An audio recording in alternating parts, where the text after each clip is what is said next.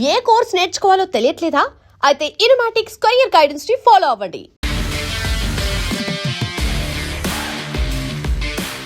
Middle ఈస్ట్లో నెలకొన్న ఉద్రిక్తతల వల్ల అంతర్జాతీయంగా ముడి చమురు ధరలు పెరగడంతో భారత్లో పెట్రోల్ డీజిల్ ధరల పెంపు అనివార్యంగానే కనిపిస్తోంది.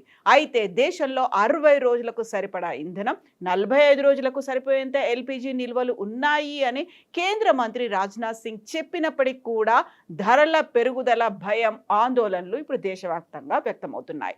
మధ్యప్రాచ్య దేశాల్లో నెలకొన్న అస్థిరత ఇప్పుడు భారతీయ వాహనదారులకు కంటి మీద కునుకు లేకుండా చేస్తోంది. అంతర్జాతీయ మార్కెట్లో ముడి చమురు ధరలు 50% మేర పెరిగినప్పటికీ మన దేశంలో పెట్రోల్ 94.77 రూపాయలుగా ఉంటే డీజిల్ 87.67 వద్దే కొనసాగుతున్నాయి. అయితే ఈ ధరలను ఇలాగే కొనసాగించడం ప్రభుత్వ చమురు సంస్థలకు తలకు మించిన భారంగా మారుతోంది.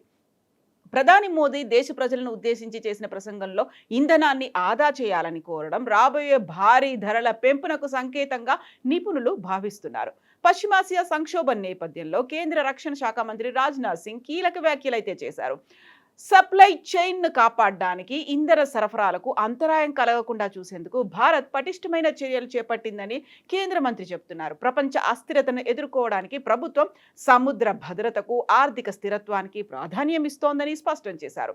భారతదేశ విదేశీ మార్కెట్ నిల్వలను పరిరక్షించే ప్రయత్నాల్లో భాగంగా ఇంధన వినియోగాన్ని తగ్గించాలన్న ప్రధాని నరేంద్ర మోదీ చేసిన విజ్ఞప్తిని అమలు చేసేందుకే పటిష్టమైన చర్యలు తీసుకోవాలని రాజ్నాథ్ సంబంధిత అధికారులను ఆదేశించారు. భారత్ వద్ద 60 రోజులకు సరిపడా ముడి చమురు, సహజ వాయువు, 45 రోజులకు సరిపడా ఎల్పీజీ నిల్వలు ఉన్నాయనేటువంటి మాటని కేంద్ర ప్రభుత్వం అయితే చెప్తోంది. బట్ ఇప్పటిదాకా 1,00,000 కోట్ల రూపాయల భారీ నష్టం ఇంధన కంపెనీలకు వచ్చినట్టుగా అంచనాలు వేస్తున్నారు.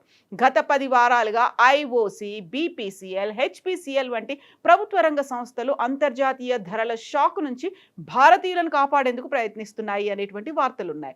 ప్రపంచవ్యాప్తంగా దేశాలు ఇప్పటికే 30% వరకు ధరలు పెంచినప్పటికీ మన దగ్గర పాత రేట్లే అమలవుతున్నాయి.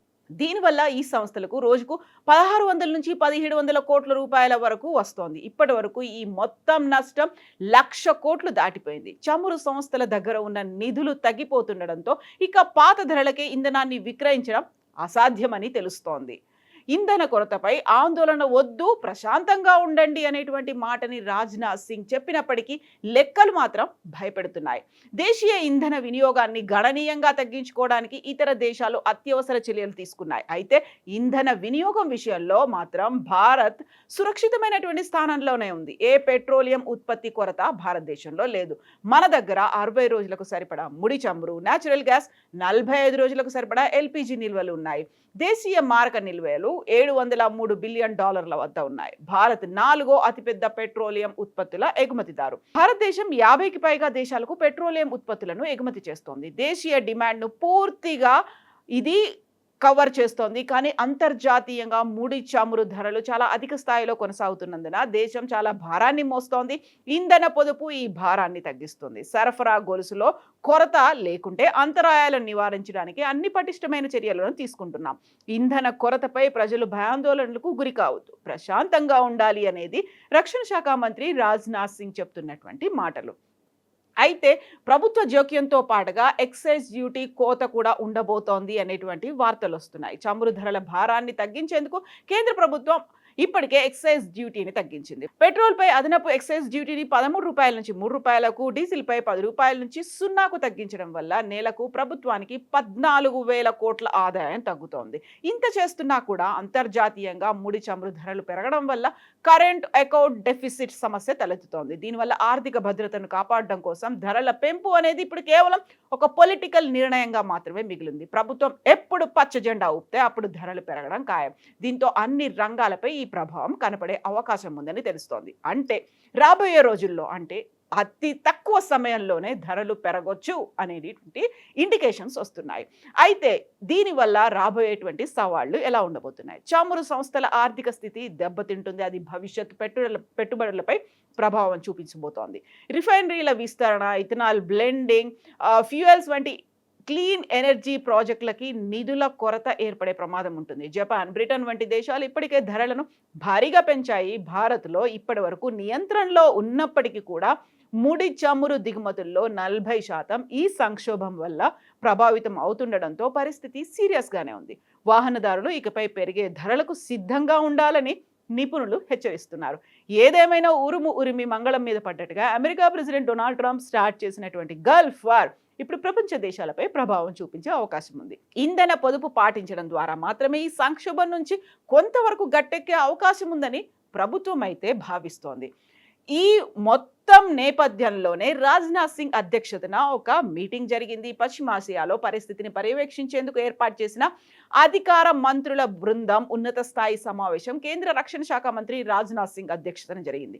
ఈ మీటింగ్ లో కేంద్ర రసాయనాలు ఎరువుల శాఖ మంత్రి జేపీ నడ్డా, పెట్రోలియం శాఖ మంత్రి హర్దీప్ సింగ్ పూరి, రైల్వే సమాచార ప్రసార శాఖ మంత్రి అశ్విని వైష్ణవ్, పౌర విమానయాన శాఖ మంత్రి రామ్మోహన్ నాయుడు, ఓడరేవులు నౌకా రవాణా శాఖ మంత్రి సర్బానంద్ సోనోవాల్ తదితరులు అయితే ఈ మీటింగ్ లో పాల్గొన్నారు.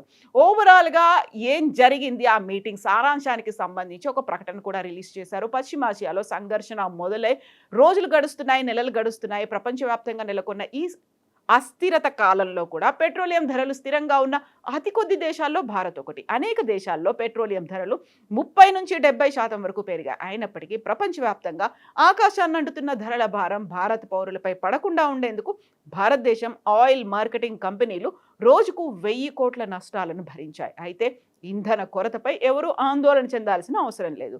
ప్రజలకు అవసరమైన నిత్యావసర వస్తువులు దేశంలో సమృద్ధిగా ఉన్నాయని రక్షణ శాఖ ఒక కీలకమైనటువంటి ప్రకటన రిలీజ్ చేసింది. బట్ ఇవన్నీ వస్తున్న తర్వాత ఇస్తున్నటువంటి clear indication get ready for price hike అనేది, పెట్రోల్ డీజిల్ ధరల పెంపు అనేది అనివార్యంగా ఉండబోతోంది.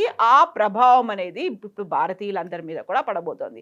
అయితే ఎన్ని రోజుల్లో పెట్రోల్ డీజిల్ ధరలు పెంచబోతున్నారు?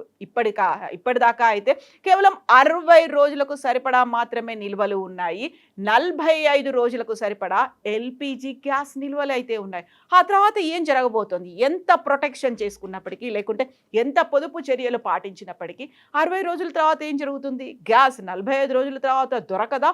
బోల్డ్ అన్ని క్వశ్చన్స్ అయితే ఉన్నాయి. వీటన్నిటికీ సంబంధించి బోల్డ్ అంతా అస్థిరత కూడా కనిపిస్తున్నటువంటి నేపథ్యంలో మీరేమనుకుంటున్నారో కామెంట్స్ రూపంలో తెలియజేయండి.